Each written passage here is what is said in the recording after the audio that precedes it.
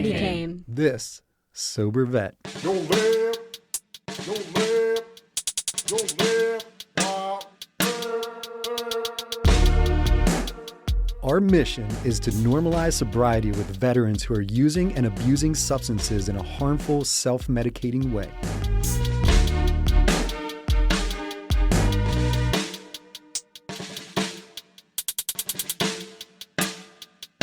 Welcome, welcome, welcome, world. My name is Joe York. I'm the host of this Sober Vet podcast. And believe it or not, we are on episode ocho.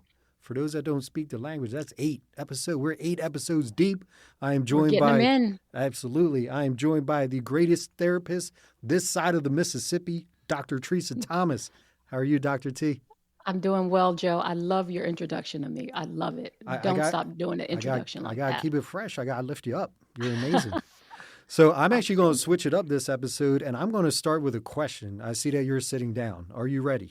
I'm sitting down. All right, let's do it. So I like to consider myself somewhat intelligent. I just can't wrap my head around why, if it hurts our body, our relationships, our pockets, etc., why is it so hard to quit an addiction? Like, we preach stories of sobriety and how great people are doing this side, yet most people still hold on to their drug of choice. So my question for you, Dr. T, is why is getting sober so damn hard? Wow, that is a great question that many people want to know the answer to. And the reason is addiction is hard to break because it rewires the brain. It actually rewires the brain, creating a strong physical, psychological, and behavioral dependencies. Addictive substances or even behaviors such as gambling, um, it floods the brain with dopamine and reinforces that pleasurable experience, right? So Yeah. over time, the brain adapts by reducing the natural dopamine production, making it difficult to feel pleasure without the addictive substance. And this creates a cycle where a person feels compelled to use just to feel normal. Wow. So you're always chasing that first high, kind of? Always chasing that first high. Absolutely. And you're just destroying yourself in the process. In the process. yeah. Absolutely. Jeez. Yeah. Well, that's a great answer. Yeah. Good job, Dr. T. Look at you. See, Thank you. for all you Thanks for the listeners, heads up. this is exactly why Dr. T is here, because she has that knowledge that I just don't have. I'm just coming from my experience. And with Dr. T, is not just a hat rack. She's got something going on in there. Thank you so much. Yeah. I'm not just here sitting. Nice. All right. Use your head more than a hat rack, right?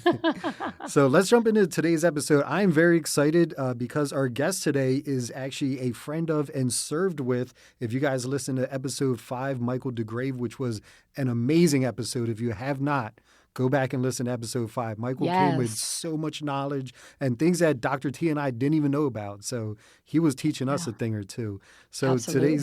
today's guest is our friend Josh Jacobs. Welcome, Josh. How are you? Thanks for having me. I'm doing well. I appreciate you guys having me. Yeah, absolutely. So obviously you were Army because that's what Michael was. Would you mind just starting by telling us why Army, how you got in, what your MOS was? Sure. My older brother was in the service. He was first ID, and he joined the Army on a 2-year program. And like you said, you didn't know that there was a 2-year program. Right. And we weren't partial to Marines or Navy or any of that. But the 2-year thing was like, oh, okay, 2 years, I could do that, So my brother was infantry for 2 years and did 2 years. I guess it was considered a deployment to Kuwait to train, but he did 2 years, and after his 2 years, he got out and went to college. So he was in Kuwait when September 11th happened. They were training, and I was a senior in high school. So I was at school, signed up on the delayed entry program. So my senior year of high school counted as a year served, which I didn't find out until after I got out. Okay. I remember calling my mom from school crying because we were watching in the library, saying that my brother was going to go. He's going to be the first one to go. He's basically already there. Mhm. And, little did I know that, I was already signed up. there was no saying no at this point for me, but that really wasn't even going through my head. It was more of the concern for my brother. Um, and you know, he ended up not going. They came back to Kansas, and he did his 2 years, and didn't even see combat. Um, Interesting. See, I'm shocked that yeah, Yeah. he didn't get stop loss because I was actually Right. supposed to get out. I had joined for 3 years, and my ETS date, we were still, I think we were in Ras Laffan, Northern Qatar, and they stop lost our whole MOS, all 14 tangos for, I think, like 10 or 11 months or so. But yeah, I'm surprised that him already being there, would have been right. Yeah, you convenient. already have all those, assets or whatever you need over there. Yeah. Um, yeah, it just didn't work out. So when I went to see his basic training graduation, of course, Fort Benning infantry graduation, um, loved it. And I saw Airborne School, and I saw Mm. them jumping out of planes, and I'm like, that's what I'm going to do. Like, hell yeah. So I'm going to follow my brother's Yeah. footsteps and do that. So when I enlisted, it was a 3-year contract Ah, because Airborne added an extra year. gotcha. Okay. I signed up on the delayed entry program. And I signed up actually with my best friend from high school.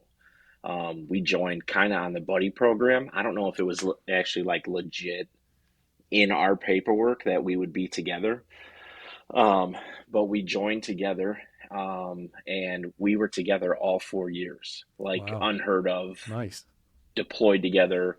Same at one point, we were the same. We were team leaders in the same squad. I was a squad leader at one point. He was one of my team leaders. Like stayed together the whole time. That's But cool. yeah, so I do, the delayed entry, and then I graduated June 1st of 2002, and I was in basic training June 10th of 2002. Oh, you didn't waste any Um, time. Nice. no, yeah, right, right to there. Hmm. So, um, so yeah, June, we did basic and AIT together, all through at Fort Benning, and then September after graduation, we had a little bit of like a delay before we went to airborne school. Did airborne school in that September. Um, and I remember in basic, they're like, our drill sergeants were like, 99% of you guys are going to deploy, da da da, it's Hmm. this Mm. time and this is the time and you guys are the ones, and like, yeah, whatever, like, I guess I look back and it's like you didn't really realize what you were getting yourself into until you were Mm. there. I still don't even, 20 years later, I still don't it hasn't even hit me that, wow, that's what I did, or it could have been way worse, or it could have been way better, or So, Josh, quick question. With airborne school, well, two-part question. Number one, I heard recently that they might be getting rid of that just because of modern warfare, and they don't think it's relevant anymore. So I don't know if you heard that. And number two, what was your biggest takeaway from airborne school? so I have not heard that. I don't even follow with the base changes and stuff, like changing the names and stuff like that. I know where I, came up and where made me the person who I am. So I will consider it Fort Benning, and I will consider it Fort Bragg. Hmm. Um, but with the modern warfare, I mean, that's what they say, but I mean, my, well, I'm sure we'll get to it, but I deployed 3 times, and Mm. the first deployment to Iraq was, we were on quick reaction force, where in 18 hours we will be up and moving to anywhere in the world, and that was like our strengths, that or our flexes, that we are the 82nd, and Yep. that's who we are. We're Hmm. ready, bags packed, ready to go.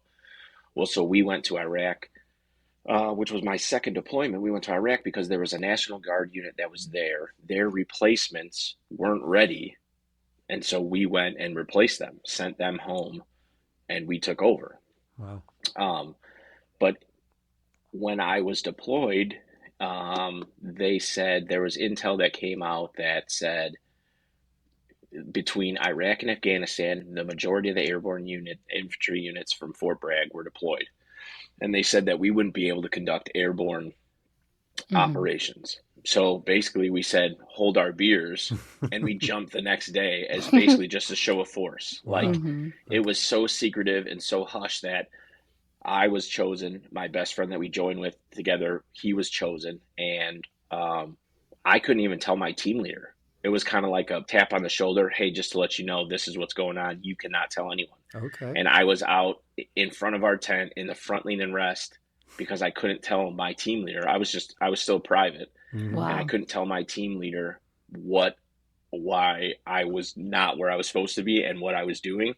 Wow. And my platoon sergeant came by and put him in the front lean and rest, told me to get out of here, and then Ah, it all came to light later on. Uh-huh.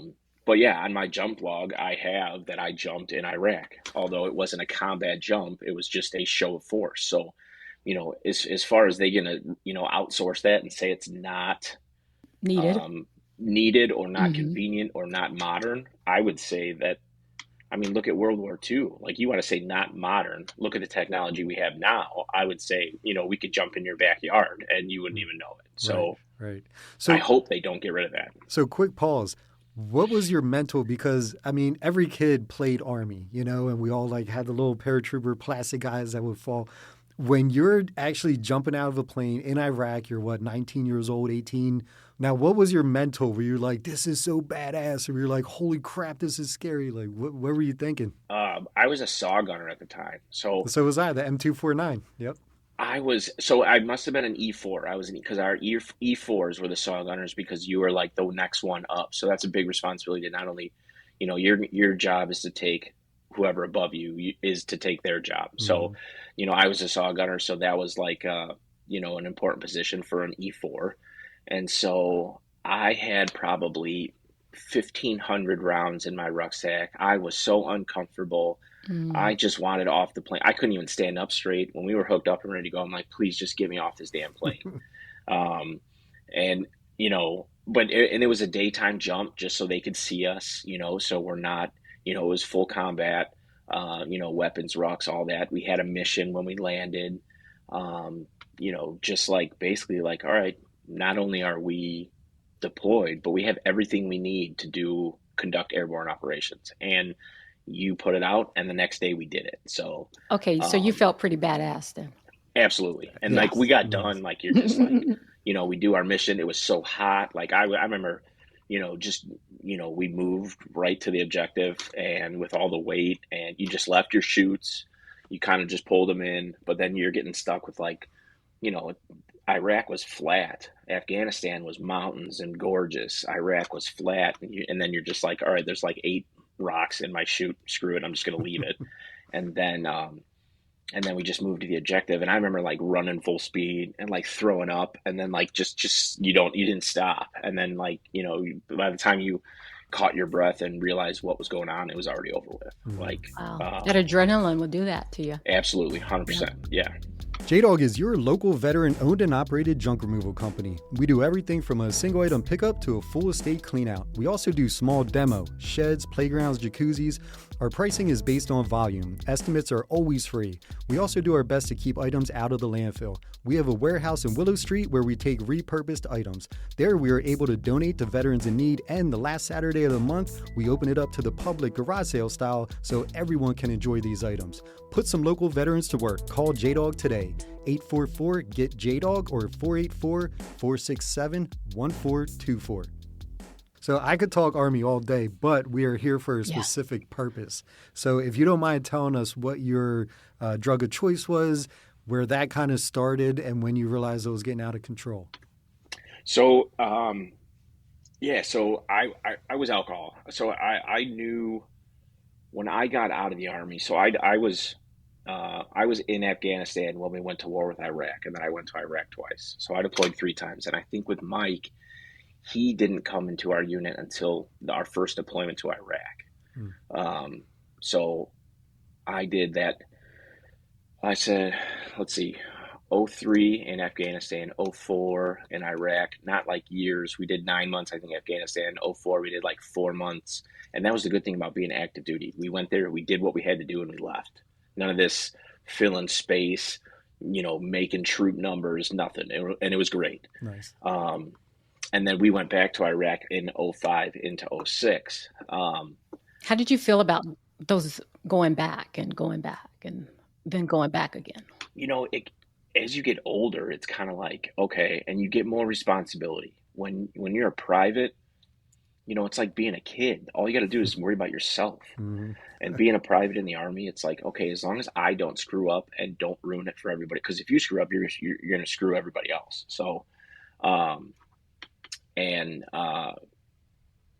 it's as you get older and as you get more responsibility. I was a 20-year-old sergeant. I couldn't even buy booze, but Wow. I led troops into combat. Yeah, So that's how wild. does explain that to me? Right, right. Um, and and when I turned 21, we were at West Point. We trained the cadets for a summer at West Point, and I turned 21.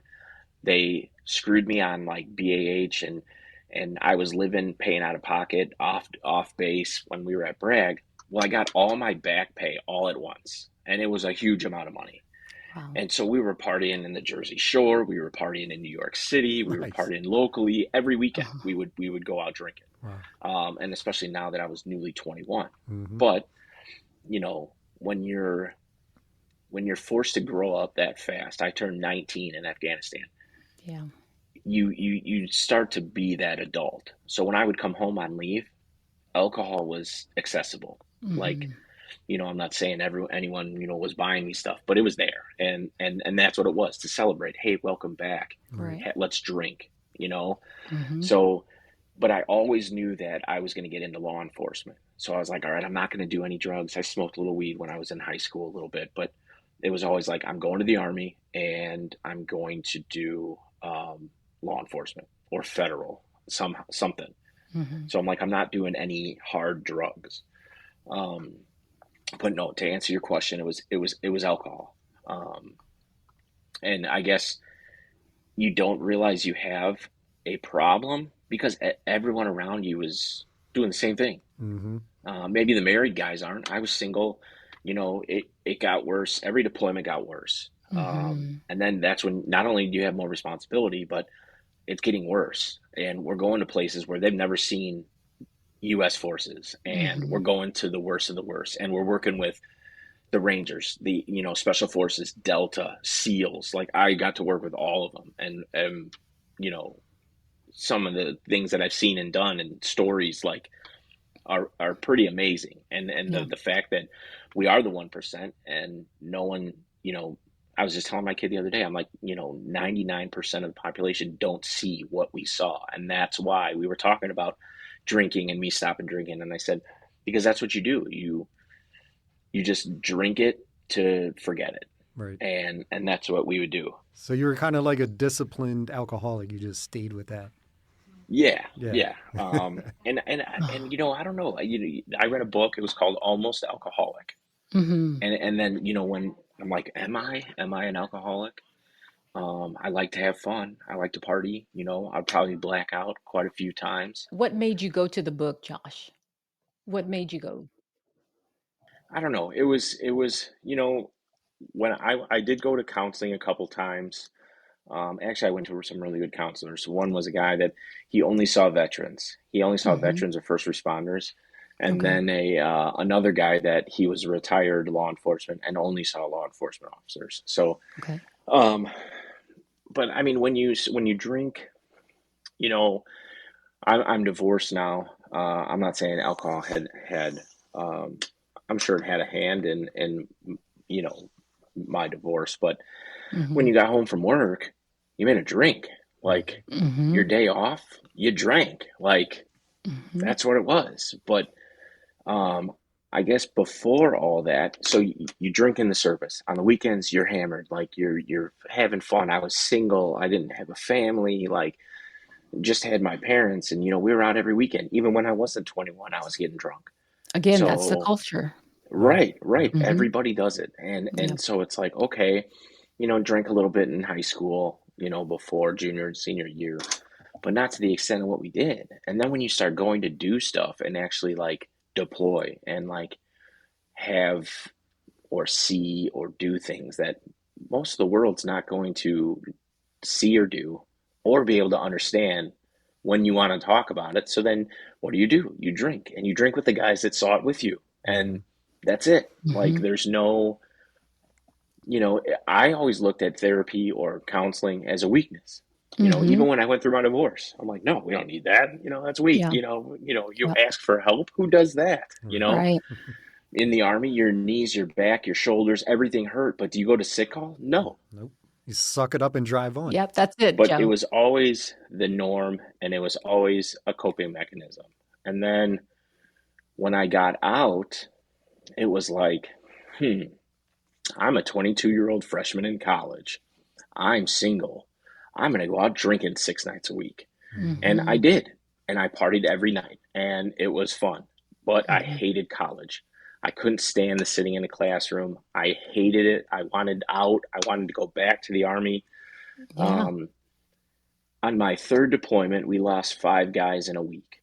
Oh, And Oh. it was it was like that's kind of when it was like, holy shit, this isn't a video game. right. No, this shit is real. Yeah. This is real, Yeah. and you don't have time to mourn that because Mhm. you still have a mission, Hmm. and no one Mhm. gets that. No one Yeah. understands it unless they went through it. And I was on, when that happened, we did a 26-day mission, and we lost those 5 guys, and we weren't able to. We were able to speculate who we lost, and then when you found Mm. out names, you just had to drive on. You couldn't even take that second.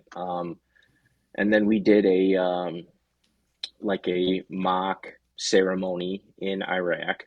Hmm. I was on the gun squad, the 21 gun salute, and that's when kind of, you realize who it was, and then that's when you have time to cry or get emotional, Yeah. but then the next day you have to forget about that. You have to move Yeah. on. And Mm. and, and in college, I drank and I hated it, and I didn't want to go learn about physics or math Mhm. again. Like, this is Mhm. stupid. I'm 22. I don't want to do this. Hmm. Mhm. Well, then I get a job at a bar, and I was Oh, a head bouncer. And oh, you're older, you're mature, you've been through the military, you have 3 deployments in your belt. Sure, we want you to lead our security. Sure, I'm a little guy. I'm like 5'8". Like right now, I probably weigh 190, a healthy, good, not 190. Mhm. But back then, okay. So then I had a 7 foot guy. I had a 350 pound guy. Like, we had a good group. What do you do with them? You drink. You work at a Yeah. bar. You yeah. Then I started bartending. So Yeah. it was like it never ending. Well, then I get in a Mhm. relationship and I meet my wife. But alcohol was always part of it. And Yeah. so it was always part of the military. Then I got out and went to college. It was always part of college. Then I graduated college and I worked at the bar for one more year before I started, looking for like law enforcement jobs. And then I became a cop. Um, I went to Illinois State University after I got out, and I became a Bloomington cop out there. Mhm. And Normal is where Illinois State is, so it's a bunch of college kids. Bloomington has, yeah, they would come to our bars. So I was in charge at one point of the bar scene as a cop. Oh, So wow. what do? Mm. I know all the people I knew in college. Hmm. Yeah. It's still around that. Yeah, of course, I'm not drinking when I'm working, but then Right. what am I going to do on like a Sunday morning after they partied all night and I happen to have the day off? I would meet them in the morning. We would start drinking at 6 a.m. Well, if I got off at 7, would start at like 7:30. They're Mhm. continuing from the night before, Wow. and I'm just starting because I got Yeah. off. And then we drink at one bar where they start and they serve breakfast, booze, but they serve breakfast. Then we'll eat, and then we bar hop until 5 o'clock, and you're hammered. That was has been the norm for so long that who's to say it's not normal? So, Yeah. and it wasn't, and I wasn't, I was a cop for 10 years, and I wasn't going to work drunk or wasn't drinking all the way up to shift, and never anything like that. It was only days off socially. What was the aha moment then? You What know, was it that said, "Okay, enough's enough"? I was with Bloomington for 6 years. I went through my divorce and I got primary residency of my daughter. My daughter's 10 now. Mhm. So, me being, I don't know, like, I had to then transfer from police departments, and I moved from southern Illinois, from Illinois State and Bloomington to back to the northwest suburbs of Chicago, where I'm from. My attorney was like, "Hey, the only bad thing is you don't have any family in Bloomington. Maybe think about doing that." So I transferred to a different police department up here, and was closer to my mom and my brother, and I had resources then to help me as a single parent working night shift as a cop. And I Yeah. worked night shift for 10 years. Almost my whole Wow. career was night shift. So I transferred out here, and I didn't like the first department where I was at. I thought policing across the board was kind of going to be somewhat similar, and it's not. Mm. When I was in Bloomington, we had our own SWAT team. I was on the SWAT team. The SWAT team was like my fill of the military. That was like as close as I was going to get. Right. So I love that. We had guns, drugs, gangs, shootings, policing. We had people in leadership positions that actually had leadership skills, Yeah. and it was enjoyable. I loved my job. I looked forward to it. And then coming out here in the suburbs, it's, get this cat out of the tree. Oh, well, you didn't do it our way. You did it your way. You need to stop that. It was micromanaging and no discretion, and a bunch of people in leadership positions with no leadership skills. And I'm like, well, how, then you got that military standpoint. You're like, my job in the military was to be the best I could be to take the person above me's job. Mm-hmm. That's not how it is in law enforcement. Somebody, you go fishing with someone, you go on family vacations with someone, you're in. And Hmm. I'm not that guy. And when you get to a certain point, it's why the one quote I love, is why change who you are to match your surroundings when you can change your surroundings. So Hmm. that was part of it. And then I went to a different department and tried to do the small town, small police department. And that's when I was getting more of my PTSD and disability, more of that was being analyzed and looked at, where I Hmm. was starting to get answers.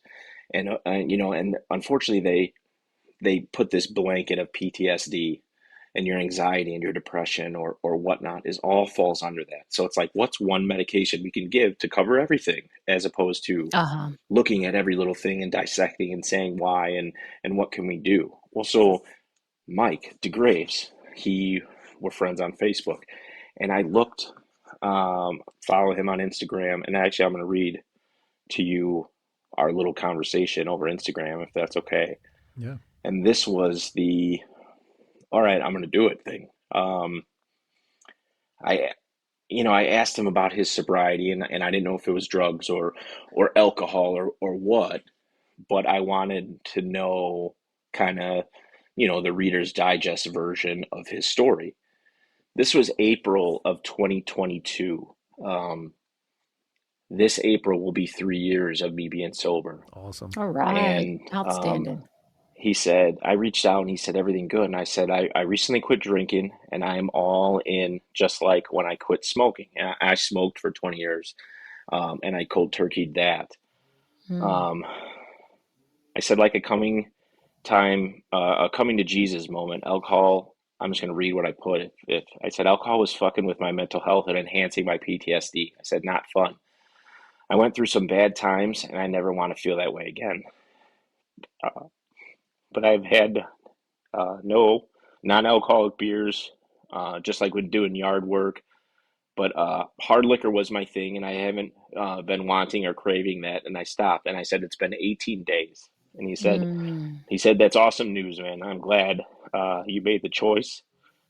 Trust me, I've done some of the worst imaginable things when I was drunk. Drunk driving, fighting, and worse. Yeah. That brings the evil out in us, the evil we saw overseas, the evil we see at the job, because he's in law enforcement as well. Right. Okay. What helps me even to this day is a quote that says "Win the day," and I know he said that on your Yep. Yeah. podcast. Yes, he did. Um, Yeah.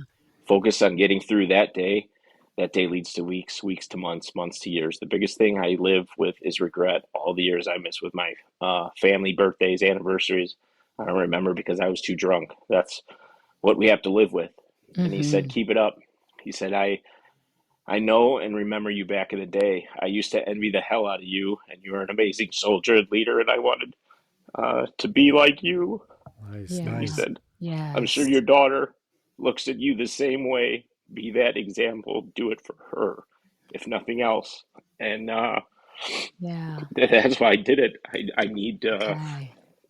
be here for my kid, and I want to do everything I can to not only be the best dad I can be, but also be the healthiest dad I can be. Hmm. And And right there, Yes. that's what that was it. And like I said, April will be uh, 3 years, 3 years of dude, Wow. not drinking. you So should be so proud, and there's no looking back. That is so cool. And the fact that you leaned on your battle buddy and that Michael showed Yes. up for you, dude, that's a true testament to what soldiers do for each other, dude. So the fact that Yep.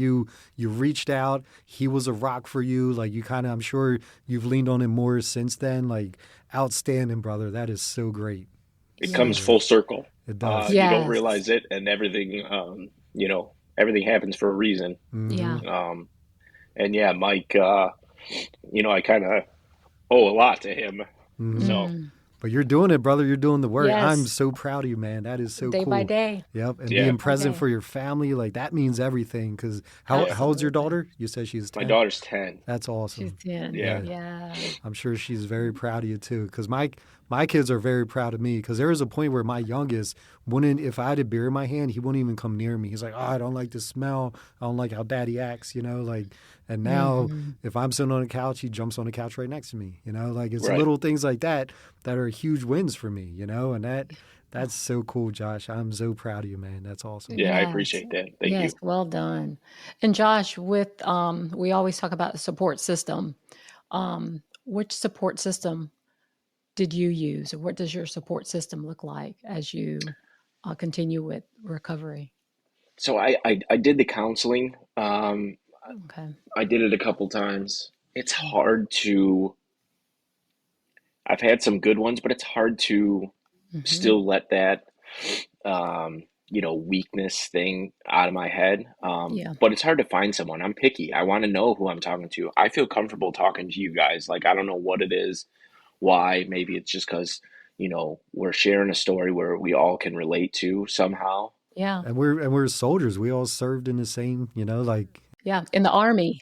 yeah. Yeah, right. So, Yeah. um, but my family, I'm a huge mama's boy. I'm very close to my mom. Unfortunately, my dad has passed and my stepdad I'm has sorry. passed. So those were the two, Yeah. males figures in my life. Okay. But family for sure. Mm-hmm. Um,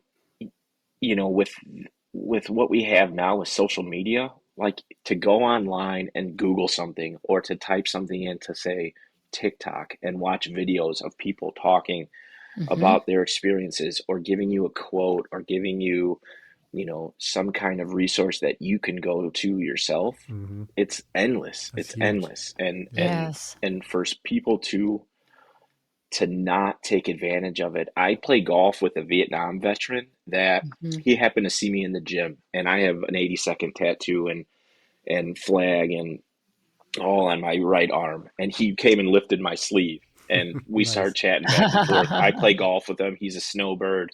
We play golf once a week at least. And he doesn't take advantage and, completely different times, but he doesn't go to the VA at all. Oh wow. Yeah, I mean the VA is Mm. a cluster, but Yeah. they mean good. Hmm. Right. It might take a while, but it's just whether or not you know what time you served in, and if you need to put that effort in to go. Yeah, that's all it takes is once, Yes. or and then that's the same with the VA, with the hospital, with mental health. Like my dream job would be some kind of advocate, where I can, do this more often or relate to someone. When I was in law enforcement, that's what I did. If there was a call for service and this guy's got PTSD, I would want to go to that call because Right. you're going to find something where you can relate to them. Absolutely. You know, they say, "Oh, he's an aggressive person." No, I've been told I'm aggressive. I have an intense personality, and that's just something Hmm. that comes with who we were in the service. You have to Right. have You that had to be. command presence. Right. And then once you just meet someone who is just completely misunderstood in the first place, then you can get them to where they need to be. And I would love to be part of something like that, that would, yeah, definitely be a dream job of mine. Are you or do you know a veteran who is struggling with substance abuse that could use some motivation? Have them tune in. Look, they won't change until they're ready to, but if we could cause a crack in the dam, it doesn't hurt to listen. If you are a sober veteran that would like to share your story in hopes to inspire others, please contact us at thissobervet.com. Show notes and more info could be found at thissobervet.com, and be sure to check us out on social media. We'd love to connect with you. Now, Josh, I know we just met, but I can tell that you're sober and thriving, just like the passion in your voice, just how emotionally Yes. you're connected you are to it. Like that is so good. In the beginning, when you first quit drinking, what was the hardest thing for you to kind of like, was there something nagging in the background? Like anytime you see alcohol, you're like, oh, I want to drink. Like, did you have any holdups in the beginning? So the worst part is, and how I got explained to me, and that's what I was going to counseling, was first of all, like I would get panic attacks. Like I could, when before I quit drinking, I could drink at home by myself and get drunk at home, no one around, my kid with her mom, say, and I would wake up and feel like you would have thought that I robbed a liquor store, that I had my kid in the front seat and I drove drunk. Like you, I was so anxious and nervous, or did I do something that I wasn't supposed to? And no, I probably watched sports and got drunk and went to bed. Like, Mm-hmm. and so that's when I was like, it would, I think the words exacerbate my PTSD symptoms. Okay. So it was just to the point where, you know, it was association. We have a boating community out here in where I'm at in Illinois, and you go boating, you drink. You play golf, you drink. You do yard work, you drink. Like it Hmm. was that association, and to be able to do things and not put alcohol with it. That was Yeah. by far the hardest thing. Um, Yeah. because for as long as I can remember, that's what we do. You know, you associate those things with that. And to play, you know, a sober round of golf, or, you know, it's not like I'm getting hammered, but, you know, to not have a couple drinks on the golf course, like that was just odd. Or, I didn't, I mean, if you didn't know already, I don't give a shit what people think about me. I'm me. I'm 40 years old. The only Hmm. person that I care who thinks about me is my kid, you know? And, Hmm. we are set in our ways. And I think at a certain point of time when you're an adult, you realize, you know, I have my friends. I don't need to make more necessarily. Right. And if you don't like me for who I am, tough, because that's who I am, you Right. know.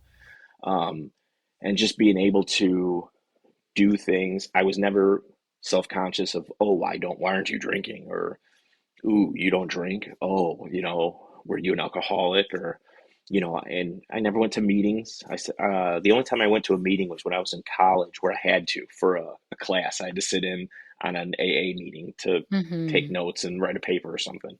Right. That's an eye opener too. So What'd you think about that, Josh? I think there was a lot more on board than just alcohol. It wasn't Hmm. just, you know, between mental health, between homelessness, or, you know, Yes. substance abuse. That was probably, you know, I don't think it should be called maybe AA. It should be called like substance something, because there's more to it. Hmm. I just drank, um, and Yeah. we drank to forget, Hmm. and drank to get by. So, and that's one thing about us, you know, military guys and girls, is we don't, that was part of, I guess it was my marriage, was I don't show emotion. Clearly I do now when I'm, you know, passionate about something like that. But, Yeah. you know, it's like, oh, how are you feeling? Good. You know, that's it. How was your day? Yeah. Good. You Hmm. know, like, I'm Hmm. fine. You know, it's one word answers. And you know, I wish I was a little bit more forthcoming with stuff like that, because that's not normal. Mm-hmm. We think it is, Right. because the people that we were around are doing the same thing. But then for someone who, you know, say my ex-wife, like she didn't know, you know, but I didn't know what I know now to Right. better explain it to her, you know, or to you know, change things, do things Exactly. differently. I would like to piggyback off of that. So, Josh, if you could talk to 22-year-old Josh And just kind of because you know the journey you've been through, if you could talk to 22-year-old Josh in order to get him to stop back then, what would you say?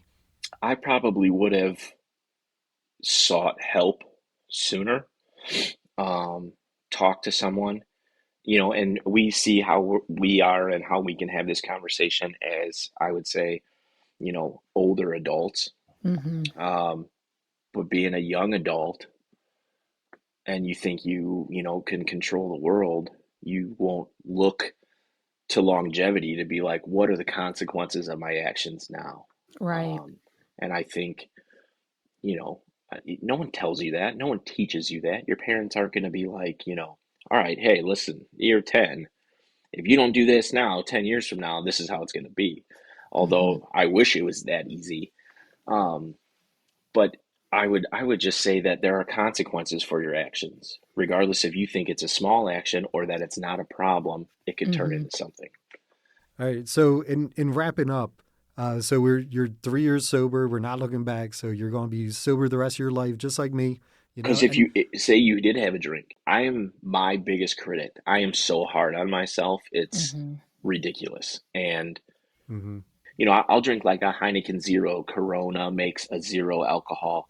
I was never a beer guy, but it's like, oh yeah, it's kind of having a beer, watching a game. Bush Light makes a zero. I'm like, okay, I could do that.